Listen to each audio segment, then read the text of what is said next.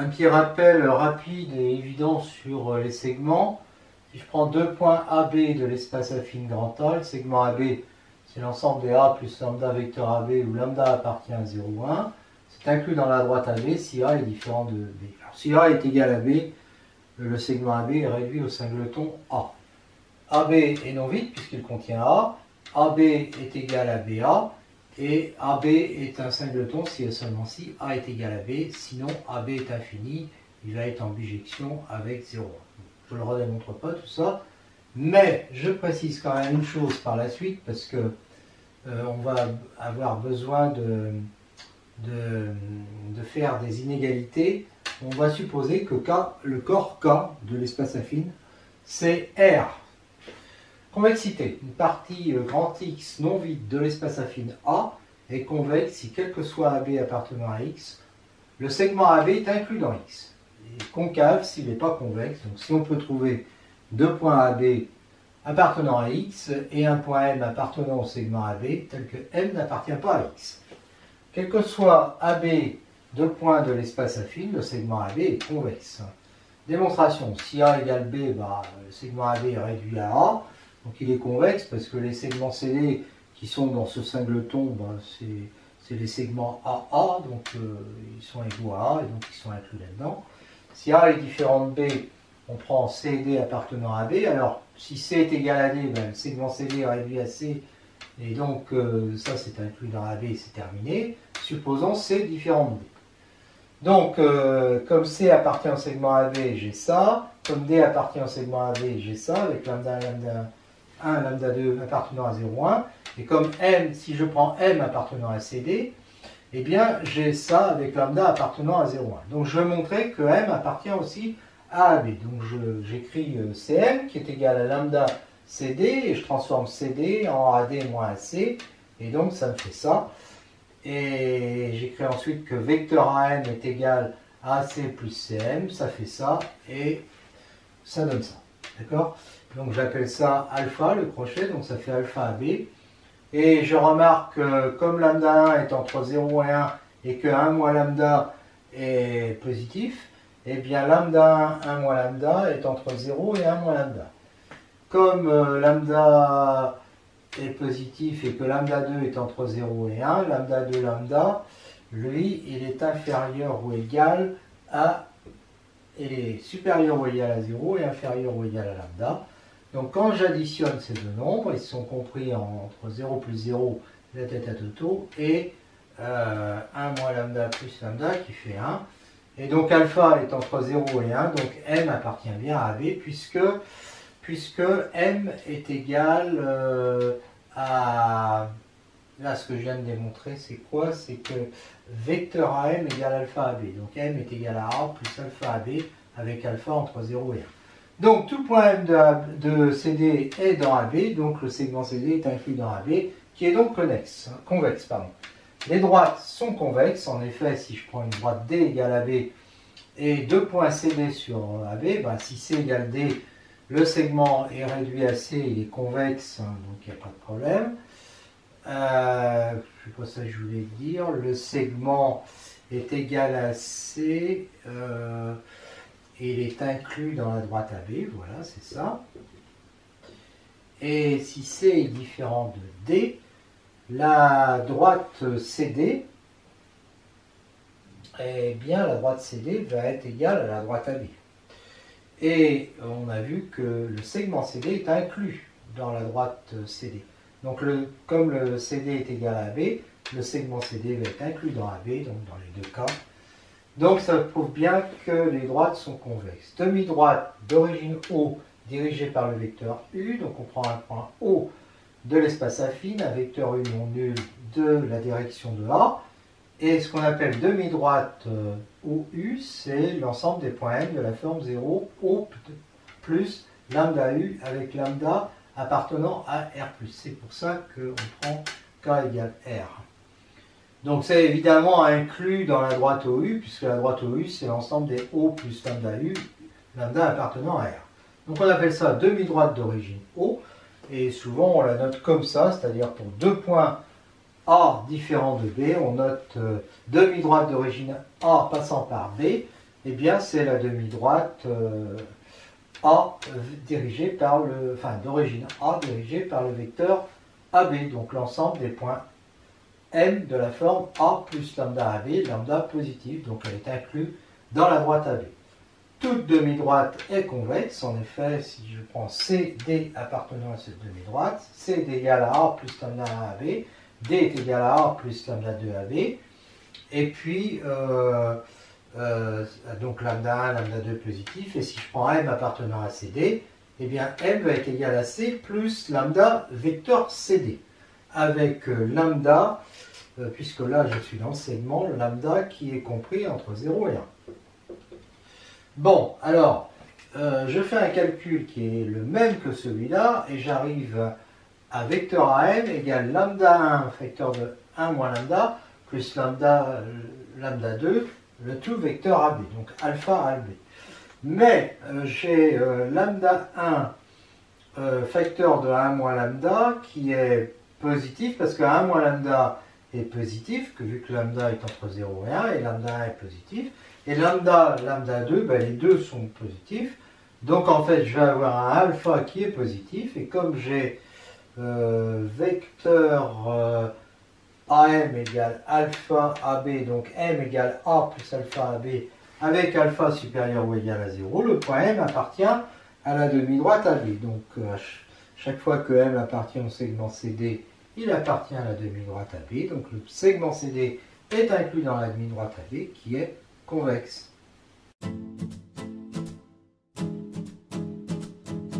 On considère une demi-droite delta d'origine O dirigée par le vecteur U. Alors pour W, un vecteur non nul, delta est égal à la demi-droite OW si et seulement s'il existe lambda strictement positif tel que W égale lambda U. C'est évident, hein. Démonstration dans ce sens-là. Bien, je prends le point O plus W qui appartient à delta. W est égal à lambda U, hein, puisque delta c'est OU. Donc W est égal à lambda U avec lambda supérieur ou égal à 0. Mais U et V ne sont pas nuls, donc lambda va être strictement positif et donc ça marche. Réciproquement, si W est égal à lambda U avec lambda strictement positif, dire que M appartient à la demi-droite OW, ça équivaut à M égale O plus XW avec X supérieur ou égal à 0, ce qui équivaut à M égale O plus X et je remplace W par lambda U, mais à ce moment-là, X lambda est supérieur ou égal à 0, donc M appartient à delta. Donc tout point M de ça appartient à delta, donc on a cette inclusion. Et comme on a vecteur U est égal à 1 sur lambda W, en faisant la même chose, on a l'autre inclusion, d'où l'égalité. Remarque, la demi-droite OU est incluse dans la droite OU, on dit que la droite OU est le support de la demi-droite OU, de même si A est différent de B, le segment AB est inclus dans la droite AB, et on dit que la droite AB est le support du segment AB. Le support, il est forcément unique, hein, parce que si la demi-droite OU était incluse dans deux droites, de toute façon, ça serait deux droites qui passeraient par O, donc elles auraient un point en commun, et d'autre part, le vecteur U va diriger les deux droites, donc elles auraient un point en commun, un vecteur en commun, et donc elles seraient confondues. Hein. Donc le support est bien unique. Et c'est vrai aussi pour le segment. Hein. Donc support unique. Voilà. Remarque suivante.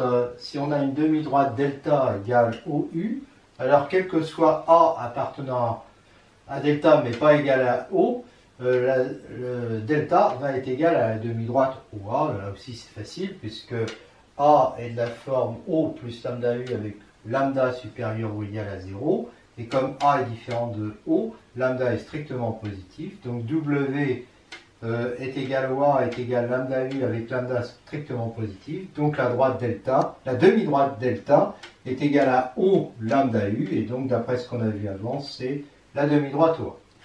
Petit 3, si on a deux demi-droites OU et OW, donc de même origine, eh bien elles sont égales si et seulement si elles ont un point en commun qui n'est pas le point O. Autrement dit, elles ont deux points en commun. Démonstration, alors dans un sens, c'est évident, parce que si je prends O plus U, il appartient bien à delta qui est égal à delta prime, donc il appartient à delta inter delta prime, et puis il n'est pas égal à O, puisque vecteur U n'est pas nul. Dans l'autre sens, si vecteur O, dans l'autre sens, donc j'ai un autre point là, donc OA va s'écrire lambda U, et va s'écrire mu W avec lambda mu supérieur ou égal à 0, mais comme il est différent de O, les lambda U vont être strictement positifs. Donc j'ai W égale lambda sur mu U, je me suis pas trompé, j'ai W égale lambda sur mu U, voilà, et ça nous dit tout de suite que delta est égal à delta prime, d'après ce qu'on a vu avant. De propriété, si j'ai une droite OU et deux demi-droites, les deux demi-droites OU et O moins U, donc dans le support et la droite D, sont exactement les deux seules demi-droites ayant un point en commun, donc les seules demi-droites qui sont de support D, un point en commun autre que O. Donc on a delta 1 inter, delta 2 égale réduit au point O et la réunion qui est égale à D. L'existence d'un point A autre que O, ça équivaut à l'inclusion dans D, on l'a démontré avant. Donc delta 1, delta 2 inclus dans D, on l'a déjà démontré. Si M appartient à D, alors si M appartient à D, il est de la forme lambda U plus O. Donc il va appartenir à delta 1 si lambda est supérieur ou égal à 0, à delta 2 si lambda est négatif, donc il appartient bien à delta 1 union delta 2. Mais en même temps, comme delta 1 et delta 2 sont inclus dans D, delta 1 union delta 2 est inclus dans D, donc on a l'égalité. Alors maintenant, si M appartient à delta 1 inter delta 2, donc M c'est O plus lambda U, lambda supérieur ou égal à 0, c'est O moins alpha U, alpha supérieur ou égal à 0, d'où cette égalité. Mais lambda et alpha sont supérieurs ou égaux à 0, donc on a un nombre positif ou nul égal à un nombre négatif ou nul, donc il est nul. Donc les deux sont nuls, donc M est égal à O, et donc on a O qui appartient à delta 1 inter delta 2, et comme c'est vrai, O appartient vraiment à delta 1 et à delta 2, on a l'intersection qui est réduite au point O. Enfin, si delta est la demi-droite OA, et que A n'est pas égal à O, donc là les deux seules demi-droites. Donc je vais démontrer en fait que delta est delta 1 ou delta 2. Eh bien OA va être égal à lambda U, lambda strictement positif. Alors si A appartient à delta 1, OA est égal à lambda U, lambda strictement positif. Donc la demi-droite OA est égale à la demi-droite OU. Et donc delta est égal à delta 1. Et si A appartient à delta 2, eh bien OA est égal à lambda fois moins U, avec lambda positif strictement. Du coup, OA va être égal à la demi-droite O moins U, et donc delta va être égal à delta 2. Et donc on voit bien que delta est égal à delta 1 ou delta 2. Ce sont les seules demi-droites d'origine O et dont le support est la droite D.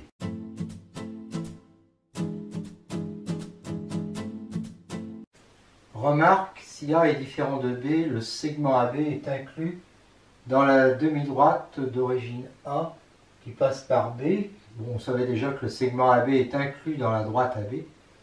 Bon, si on prend un point M appartenant au segment AB, il est de la forme A plus lambda vecteur AB avec lambda entre 0 et 1, donc positif, donc il va appartenir à la demi-droite AB. Maintenant, je prends trois points ABC alignés, deux à deux distincts. Soit C appartient au segment AB, soit B appartient au segment AC, soit A appartient au segment BC. Trois cas exclusifs est possible. En effet, si C appartient à la droite AB, j'ai cette relation, donc vecteur AC égale lambda AB, avec lambda appartenant à R. Bon, évidemment, C appartient au segment AB, si et seulement si lambda appartient à 0. De cette relation, je tire aussi vecteur AB égale 1 sur lambda vecteur AC. Lambda est non nul, parce que les trois points sont distincts 2 à 2. Donc A est différent Donc lambda est différent de 0 puisque A est différent de C.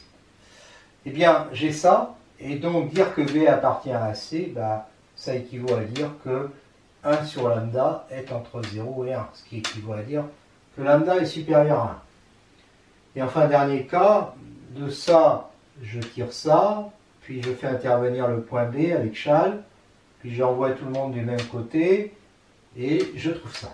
Je vous laisse regarder. Eh bien, A appartient à BC, si seulement si ce truc-là est entre 0 à 1, je vous laisse vérifier que c'est équivalent à lambda négatif. Et donc tout est démontré, hein, puisqu'il n'y a que ces trois cas-là possibles. Si A est différent de B, on sait que AB est l'ensemble des barycentes de A et B.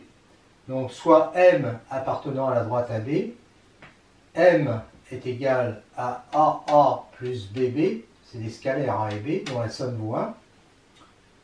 Soit A est supérieur ou égal à 0 et B est supérieur ou égal à 0, et dans ce cas-là, M appartient au segment AB.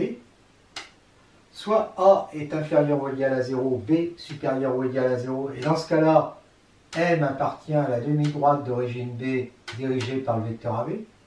Soit B est inférieur ou égal à 0 et A est supérieur ou égal à 0, et dans ce cas-là, M appartient à la demi-droite d'origine A dirigée par BA.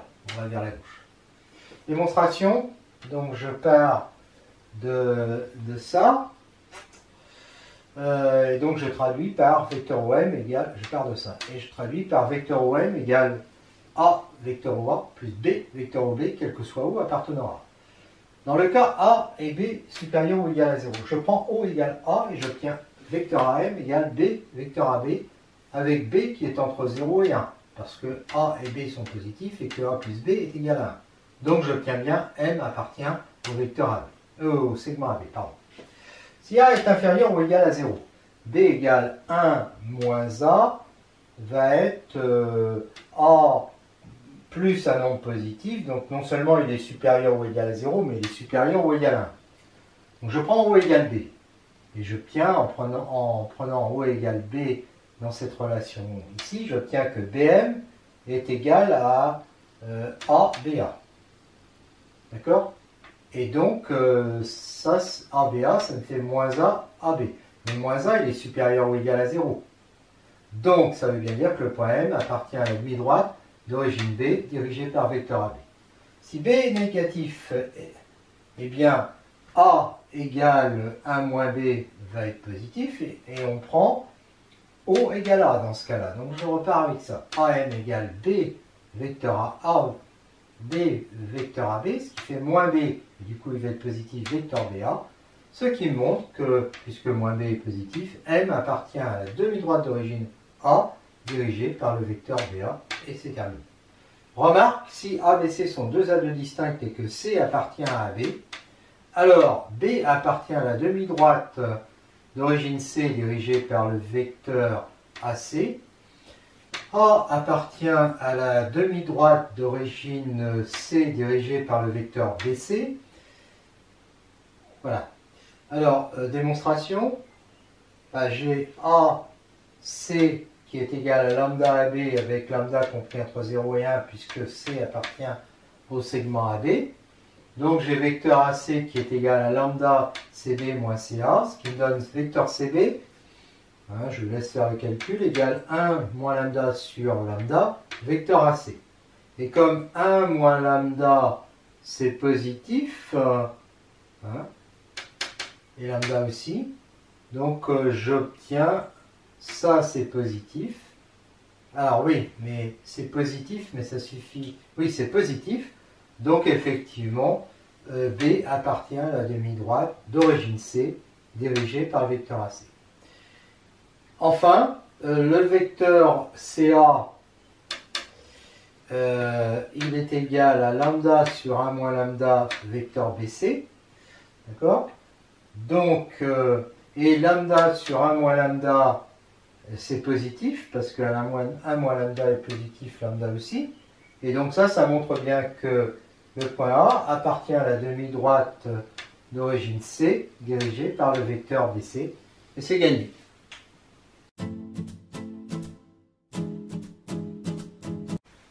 Nous voyons maintenant la notion de demi-plan, l'espace affine et le plan P, avec un repère OIJ, D, une droite dont une équation cartésienne est AX plus BY plus C égale 0, A de coordonnées XY appartenant à D, delta une droite séquente à D en A, A1 appartenant à D privé de A. Donc sur le dessin, évidemment, A1 est d'un côté de D. Et puis on veut que A2 soit de l'autre côté. Donc on va prendre A2 appartenant à la demi-droite d'origine A, mais je ne prends pas A, dirigée par le vecteur A1A, ce qui le met de l'autre côté. Donc ce qui équivaut à dire que A appartient au segment A1, A2, privé de A1, A2. Parce que je ne prends pas les points A1 et A2, je ne les prends pas sur la droite T. D'accord? Donc il ne risque pas d'être égal à 1. Bon, comme A appartient au segment A1, A2, on a A égale lambda A1 plus mu A2, avec lambda plus mu qui est égal à 1, c'est coordonnées barycentriques. Donc ça me fait ça du point de vue des coordonnées. Donc quand je fais AX plus BY plus C qui vaut 0, parce que A appartient à delta, je vais trouver lambda AX1 plus BY1 plus 1 moins lambda, etc. Mais en plus, j'ai C que je peux remplacer par lambda C plus 1 moins lambda C. Donc je peux intégrer C à ces deux parenthèses. Et j'obtiens tout de suite ça. Donc je considère la forme affine phi qui, au point M de coordonnées XY, associe AX plus BY plus C appartenant à R. Et donc ça me donne lambda phi de A1 égale moins 1 moins lambda phi de A2. Et comme lambda et 1 moins lambda sont strictement compris entre 0 et 1, alors c'est strict parce que A1 et A2 ne sont pas... non, que A n'est ni A1 ni A2. Voilà. Et donc, je vais avoir quoi? Je vais avoir que phi de A1 si phi de A1 est strictement positif, phi de A2 va être strictement négatif. Et donc, si phi de A1 est strictement négatif, phi de A2 va être strictement positif. Réciproquement, je considère deux points A1, A2 du plan tels que phi de A1, phi de A2 n'est pas le même signe. Par exemple, phi de A1 négatif et phi de A2 positif. Donc strictement pour pas qu'ils appartiennent à la droite. Et je considère à ce moment-là lambda égale phi de M2 sur phi de M2 moins phi de M1. Comme lui il est négatif, ça va être supérieur à phi de M2 et positif, et lui est positif aussi. Donc lambda est strictement compris entre 0 et 1. Je considère A qui est égal à lambda 1 plus mu A2. Donc comme lambda plus mu est égal à 1 et que lambda est entre 0 et 1, ça me fait un point A2 qui appartient au segment AB. Exactement. Et donc A2 appartient à la ligne droite A, A1, A. Je suis exactement dans la situation ici. Alors maintenant, si je reprends cette équation, puisque je l'ai, 1 est équivalent à dire que phi de A, mais pour le moment je ne sais pas qu'il est égal à 0, est égal à lambda phi, alors ça c'est phi de A1 moins C, plus 1 moins lambda phi de A2 moins C, plus C. D'accord? Et ça fait lambda phi de A1 plus 1 moins lambda phi de A2. Et c'est égal à 0 grâce à ça. Donc ça veut dire que le A appartient à D. Conclusion. Si A1, A2 sont deux points du plan, mais qui ne sont pas sur la droite D, eh bien, si D inter A1, A2 est égal à vide, alors phi de A1, phi de A2 sont de signes différents. Voilà, c'est ce qu'on a vu avant. Et si D inter A, comme il y a équivalence, si D inter A1, A2 est égal à vide, alors phi de 1 et phi de A2 sont de même signe. C'est ce qui arrive notamment si A1 et A2 sont parallèles à D. Si delta est une droite parallèle à D différente de D, alors phi de M a le même signe, quel que soit M appartenant à delta, d'après ce qu'on a vu avant. Puisque delta inter D va être égal à vide. Et si delta est une droite AU, c'est quand à D en A, phi de M a le même signe, quel que soit M appartenant, il y a deux demi-droites sur cette droite. Donc il y a celle-là, et pour tous les points de celle-là, ils auront tous le même, le signe de phi de M sera le même. Et puis là, il y aura donc sur l'autre demi-droite, le signe de phi de m sera aussi toujours le même, et ça sera évidemment le signe opposé à celui qu'il y avait là. Et ces signes sont différents car si MP appartient si M appartient à delta 1 et P appartient à delta 2, A appartient à MP, donc phi de M et phi de P n'ont pas le même signe. Soit D, donc toujours une droite du plan affine P, on définit sur ce plan P privé de la droite D la relation point A est en relation avec le point B si et seulement si le segment AB intersection la droite D est égal à vide. Alors si R est un repère du plan P et AX plus BY plus C égale 0 une équation de D, alors au passage on va noter P de M, pour tout point M de coordonnées XY dans le repère R, la forme définie par P de M est égale à AX plus BY plus C, forme affine. Alors on a vu que A est en relation avec B si et seulement si P de A et P de B ont le même signe. Eh bien c'est une relation d'équivalence. Alors il est évident qu'elle est réflexive parce que A est en relation avec A car le segment AA est réduit au singleton A et que le point A n'appartient pas à D puisque la relation est définie sur P privé de D. Si A est en relation avec B, ça signifie que le segment AB inter D est égal à vide, donc le segment BA qui est égal au segment AB aussi, donc on a BRA. Et si ARB est en relation avec B et B avec C, dans un repère grand R, P de A et P de B ont le même signe, P de B et P de C aussi, et donc P de A et P de C aussi, donc A est en relation avec C. Donc là, symétrie et là, transitivité. Donc on a bien affaire à une relation d'équivalence, et cette relation d'équivalence a exactement deux classes. Alors soit A, un point qui n'appartient pas à la droite D, O, un point qui appartient à D, et B, le symétrique de A par rapport à O.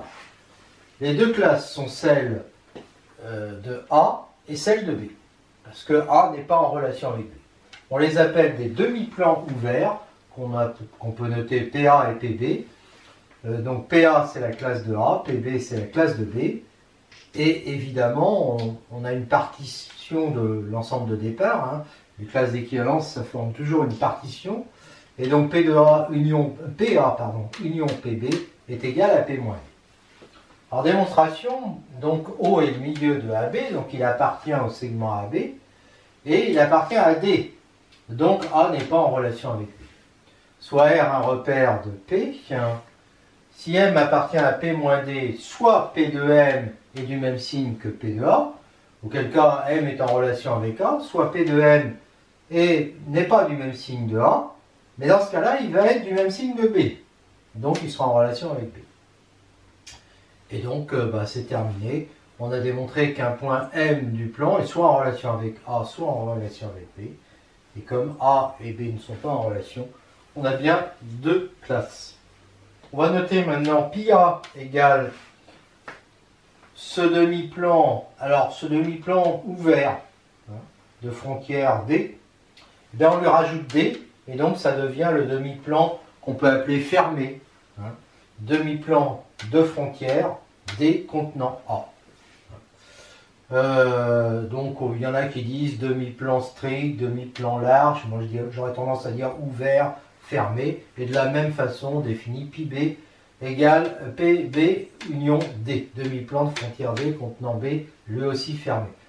Alors je dis fermé, je dis ouvert, parce qu'au sens topologique, là on ne fait pas de la topologie sur le plan, mais si on en faisait, il est évident que on a affaire effectivement là à des demi-plans qui sont des ouverts, et là qui sont des fermés. Voilà. On remarque que la définition de R ne fait pas intervenir de repère. Donc il y a deux demi-plans P1, P2, et si M n'appartient pas à D, alors là je parle des demi-plans ouverts, bien soit M appartient à P1, soit M appartient à P2, et ça ne fait pas appel à la notion de repère, même si on en a eu besoin dans la démonstration. Dans la définition, il n'y a pas de repère. D'accord ? Donc si A appartient à P1, P1 est le demi-plan contenant A. Voilà. Remarque, si D est défini par deux points O et I et que J n'appartient pas à D, on a donc un repère O et J du plan P, et bien dans ce cas-là, le point N de coordonnées x, y appartient à D si et seulement si y est égal à 0. Donc P de M, c'est P de M, M étant de coordonnées x, y dans le repère, c'est P de M égale y. D'accord? Donc P de J, par exemple, il est égal à 1, donc positif. Donc le demi-plan contenant J, il est défini par y supérieur à 0, au sens strict. Y supérieur ou égal à 0 au sens large. C'est-à-dire que là, j'ai le plan, demi-plan ouvert, demi-plan fermé.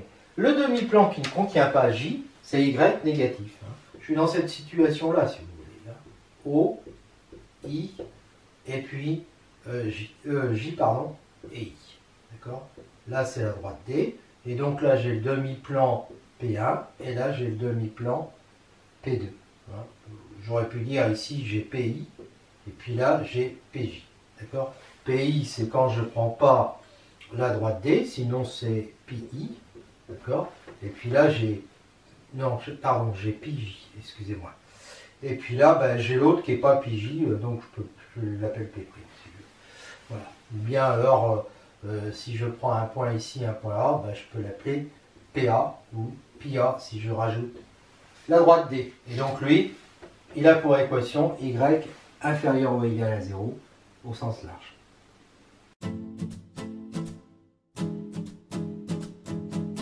Remarque, soit D une droite du plan P, A n'appartenant pas à cette droite, un point n'appartenant pas à cette droite, PA le demi-plan ouvert de frontière D contenant A, B appartient à PA, ça équivaut à dire que B est en relation avec A, ça équivaut à dire que le segment AB est inclus dans PA. Démonstration, donc ça on sait, ça a déjà été dit, j'ai juste cette équivalence à démontrer. Soit M appartenant au segment AB, alors MA est inclus dans AB, et AB inter D est égal à vide puisque B est en relation avec A, donc AM inter D égale vide, donc M est en relation avec A, quel que soit M appartenant à B, donc M appartient à PA, quel que soit M appartenant au segment AB, donc le segment AB est inclus dans PA. La réciproque est évidente parce que si AB est inclus dans PA, le point B qui fait partie du segment AB va être dans PA et donc il va être en relation avec A.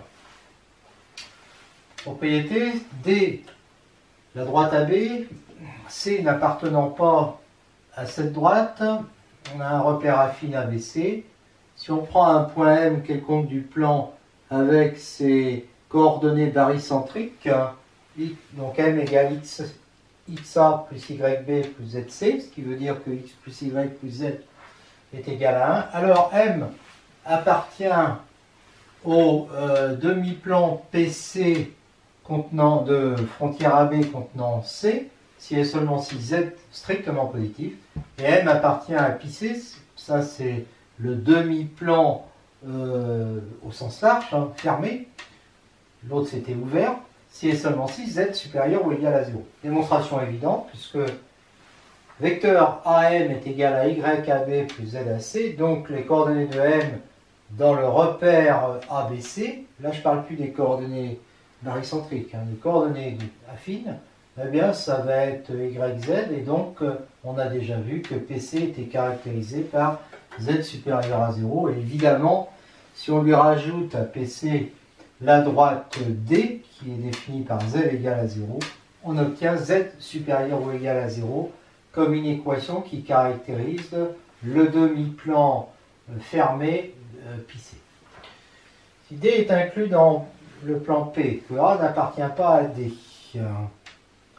alors PA, donc le demi-plan ouvert contenant A, le demi-plan fermé contenant A sont convexes. En démonstration, si je prends BC appartenant à PA, comme B appartient à PA, la classe de A c'est la classe de B, et puis on a vu que BC est inclus dans PB, qui est égal à PA. Donc ça y est, BC est inclus dans PA, c'est terminé. PA est convexe, puisque à chaque fois qu'on prend deux points BC, le segment BC appartient à PA. C'est un petit peu plus compliqué pour PA. Donc on prend deux points BC appartenant à PA. Bon, le premier cas, si BC ne sont pas sur la droite, alors le segment est inclus dans PA, c'est ce qu'on vient de démontrer. 2. S'il y en a un qui appartient à la droite et l'autre qui appartient pas, alors le segment BC interne à la droite, ça va être B. D'accord? Et donc si je prends M appartenant au segment BC, ben, j'ai le premier cas, M égale B, donc lui il va appartenir à D, donc à PA. Et j'ai un deuxième cas, c'est M n'appartient pas à D. Dans ce cas-là, de toute façon, le segment MC il est inclus dans BC. Et comme BC interné est égal à D, et que là M est différent de D, le segment MC interné va être égal à vide. Donc M va être en relation avec C, et M appartiendra donc à PA. Donc en fait, dans un cas, M appartient à PA, dans l'autre cas, il appartient à PA, donc aussi à PA. Donc M appartient à PA dans les deux cas, quel que soit M appartenant au segment BC, ce qui veut dire que BC est inclus dans PA. Enfin, si les deux points B et C sont dans D, tout le segment est dans D, et D est inclus dans PA, c'est terminé. Intérieur du vrai triangle ABC, c'est ce qui correspond à ce que j'ai assuré. Alors, il est défini comme l'intersection de trois demi-plans.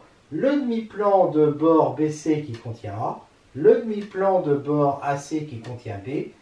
Donc, le premier là, c'est ce que j'appelle PA, le deuxième c'est PB, et enfin le troisième, c'est celui-là qui contient C, que j'appelle PC, pardon, PA, PB, PC. D'accord? Alors là, à ce moment-là, j'exclus les droites, j'obtiens un ouvert, en fait. Et si je veux obtenir le fermé, il faut prendre PA, B, C. D'accord? Voilà. Alors, bon, c'est évident, parce que si on prend le repère affine A, B, C, et un point M du plan avec ses coordonnées barycentriques, on sait que M appartient à l'intérieur de ABC. S'il appartient à PA, c'est-à-dire, alors PA, ça va être X positif. Je suis perdu. Il faut qu'il appartienne à PB, donc Y positif, qu'il appartienne à PC, Z positif, d'après ce qu'on a vu, donc il y a l'équivalence. Voilà. Et puis évidemment, si on prend au sens large, il faut rajouter les droites, et donc à ce moment-là, je ne l'ai pas fait, mais quand on rajoute les droites, ça fait M appartient à ça équivaut, alors lui c'est l'intersection de cela, alors oui, l'inéquation qui caractérise PA c'est X supérieur ou égal à 0, Y supérieur ou égal à 0, et Z supérieur ou égal à 0. Donc en fait, d'accord? Donc en fait, M appartient, je résume, à l'intérieur ouvert si X, Y, Z, les coordonnées barycentriques sont toutes les trois strictement positives.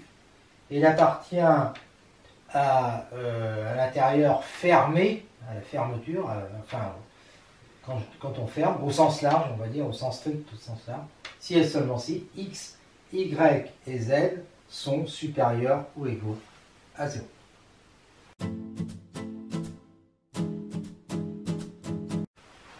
On considère un vrai triangle ABC du plan affine P. On note PC, PC, les demi-plans de frontière AB contenant C, et de même PB, PB, les demi-plans de frontière AC contenant B, et PA, PA, les demi-plans de frontière BC contenant A. C'est les mêmes notations que précédemment.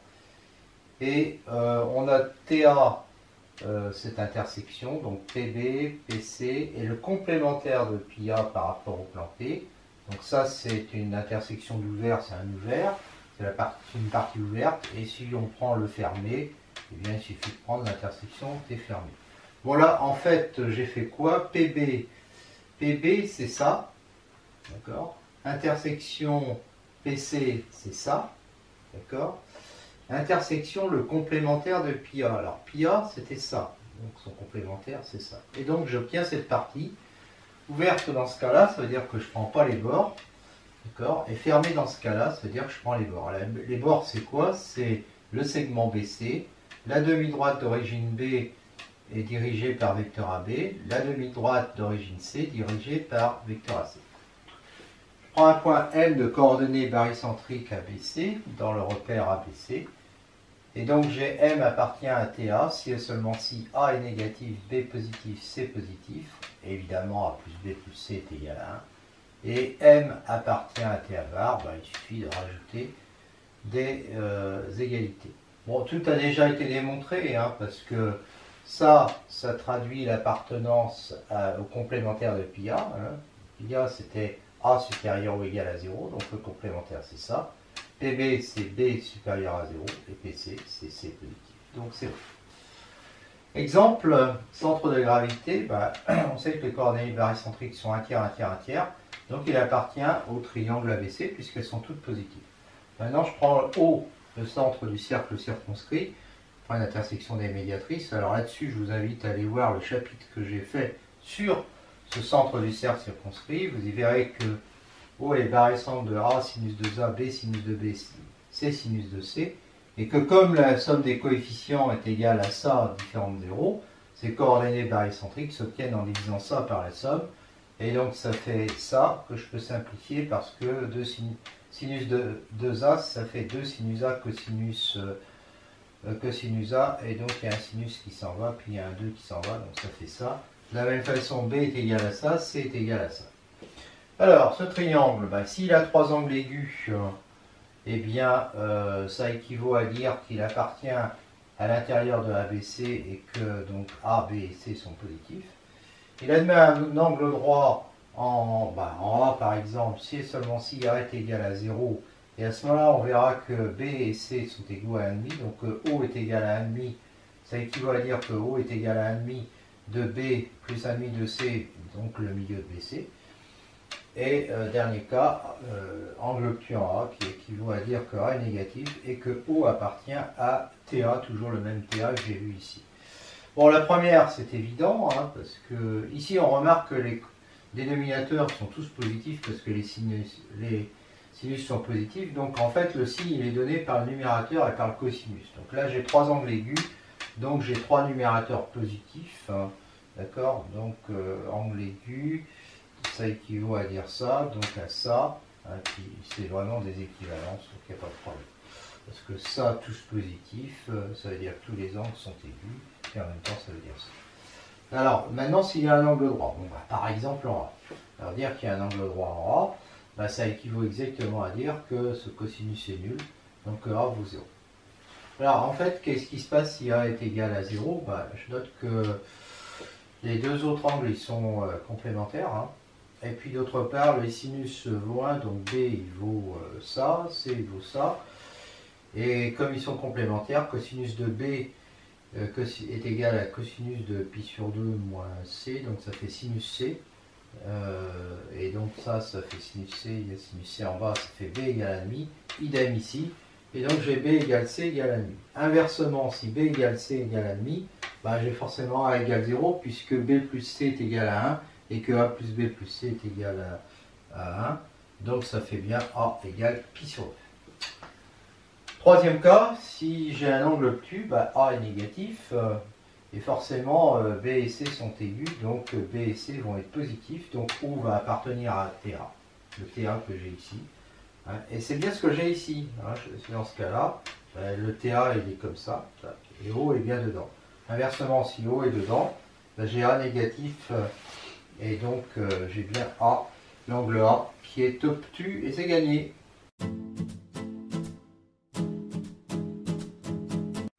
Nous voyons maintenant le cas de l'orthocentre H d'un vrai triangle ABC qui n'est pas rectangle.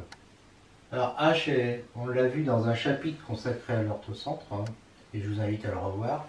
Et l'orthocentre est le barycentre, de A tangente A, B tangente B, C tangente C. Je rappelle qu'il s'agit des angles géométriques.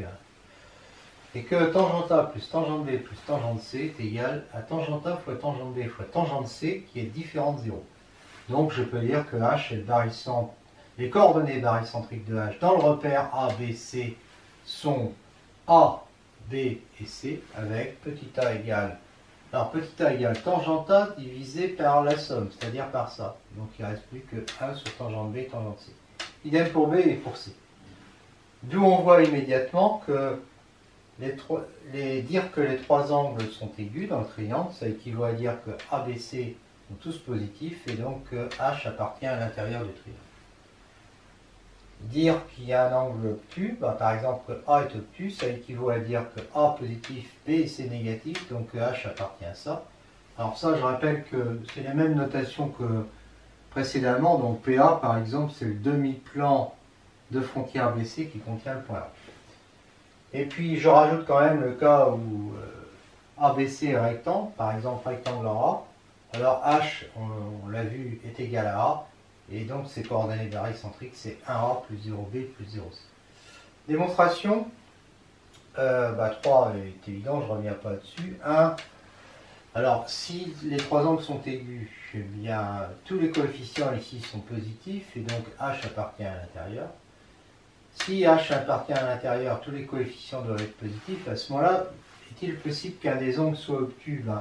S'il y a un angle obtus, les deux autres sont aigus. Alors, par exemple, si c'est A qui est obtus, C va être aigu, donc tangente C va être positif, tangente A va être négatif, et ça fait B négatif alors qu'on a supposé B positif. En fait, il n'y en a aucun qui est obtus. Voilà. Alors maintenant, justement, on passe au cas obtus, donc on vient de le dire, hein, si A est obtus, qu'est-ce qui se passe? Ça va être négatif, mais les deux autres sont aigus, donc ça va être positif. Non, ça va être négatif aussi, hein, B et C vont être négatifs. Et ça, par contre, les deux autres, ça va être positif, puisque B et C sont aigus. Hein, c'est-à-dire que tangente A est négatif, mais tangente B est positif, tangente C est positif. D'accord? Donc, j'obtiens ça, et ça, c'est bien exactement ça, parce que ça caractérise ça. B positif, ça caractérise PB, donc B négatif sont complémentaires, idem ici. Alors maintenant, si j'ai ça, ça veut dire que j'ai exactement ça. Alors, ça veut dire que B et C sont négatifs. B et C sont négatifs, donc ce truc-là, A, oui, A, il est... non, B et C sont négatifs. Alors, B et C sont négatifs, et A est positif. Alors, forcément, il y a un angle qui va être aigu, qui va être obtus, parce que s'il y avait les trois angles aigus, on a vu que ABC seraient tous positifs. Donc forcément, il y a un angle qui est obtus. Or, j'ai vu que cet angle, forcément, ça va être A, parce que si c'était l'angle B, d'après ce que j'ai démontré avant, on aurait B qui serait positif. Alors là, j'ai supposé B négatif. Et si c'était l'angle C, on aurait C positif. Alors là, j'ai supposé C négatif. Donc, c'est bien l'angle A. Donc, A est obtus. Voilà. C'est terminé. Centre du cercle inscrit. Le centre O' du cercle inscrit dans le triangle ABC, c'est l'intersection des bisectrices intérieures. Et c'est le barycentre de A avec la longueur BC. Le réel, c'est la longueur BC. Là, je suis dans un espace euclidien, bien sûr. Enfin, là, j'ai parlé d'angle droit aussi, hein, donc c'était pareil. Hein. Donc, il y a des distances. Hein. De toute façon, pour faire de la trigonométrie, il faut qu'il y ait des distances. Hein. Je ne l'ai pas dit, mais c'était pareil avec le cercle. Hein. Le cercle circonscrit, il fallait qu'il y ait des distances. Par contre, le centre de gravité, il n'a pas besoin. Donc ici, c'est le barycentre de A muni de la longueur BC, BAC, CAB. Je n'ai pas encore fait ça, mais je vais le faire incessamment sous peu. Et donc vous enverrez la démonstration, mais je ne vais pas la faire dans ce chapitre, parce qu'il y a des tas d'autres choses à dire sur les cercles inscrits et ex-inscrits d'un triangle ABC. Et donc finalement, c'est le barycentre, son barycentre, ça va être obtenu en divisant la somme. Et donc les coefficients, ça va être A sur A plus B plus C, B sur A plus B plus C, C sur A plus B plus C, dans le repère ABC défini par le triangle ABC, vrai triangle ABC. Le centre OA du cercle circonscrit est donc ce que j'appelle le cercle ex-inscrit. Ex-inscrit, opposé à A, c'est celui-là. Là, il y avait le cercle inscrit, les tangents aux trois côtés du triangle, c'est le point d'intersection des bisectrices. Et puis l'autre qui va être tangent aussi aux trois côtés, enfin il y a deux côtés qui sont extérieurs en fait, hein. Eh bien, il va être dans ce domaine-là. le domaine que j'avais appelé TA il y a un certain temps, d'accord? Et donc TA qui est égal complémentaire de PA par rapport à B, inter PB, inter PC. Et lui, ses coordonnées paricentriques, c'est presque les mêmes, sauf qu'il faut prendre l'opposé de la première. C'est moins A sur A plus B plus C, B sur A plus B plus C, C sur A plus B plus C. Donc ça, je dis, il y a un chapitre où je démontrerai ça. Bon, là, les trois coordonnées sont positives, ça appartient à l'intérieur. Et là, évidemment, il y en a une qui est négative. Donc, ça explique ça. D'accord? Les deux autres sont positifs, ça explique ça. Voilà. Je reviens un petit peu là-dessus. Là, c'était pareil. H appartenant à PA. PA, bah oui, c'est ça. D'accord? Inter complémentaire de PB. Alors, PB, par rapport à C, PB, par rapport à C, PB, c'est celui-là.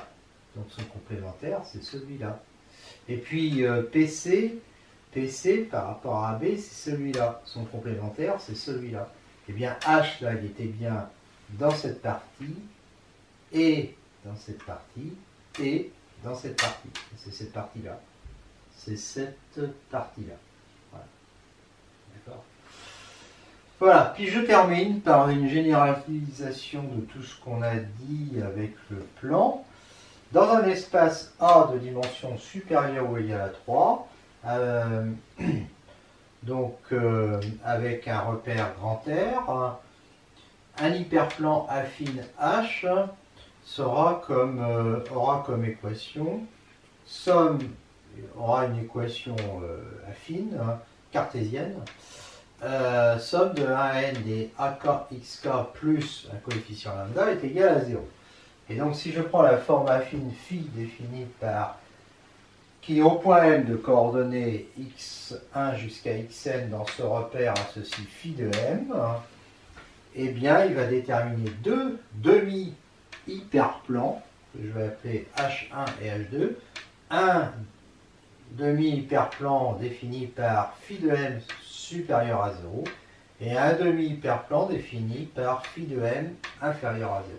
Si A appartient à H1, eh bien M appartient à H1 si et seulement si le segment AM inter H est égal à vide, et on démontre, c'est exactement pareil, hein, même pas plus compliqué, que c'est équivalent à dire que segment AM inter H1 est inclus dans H1. Voilà. Et puis si je choisis comme repère un repère particulier, donc je prends n points affinement indépendant dans H, de façon à avoir un repère de H, et je le complète par un point AN plus 1 égale A, le A qui appartient à H1. D'accord?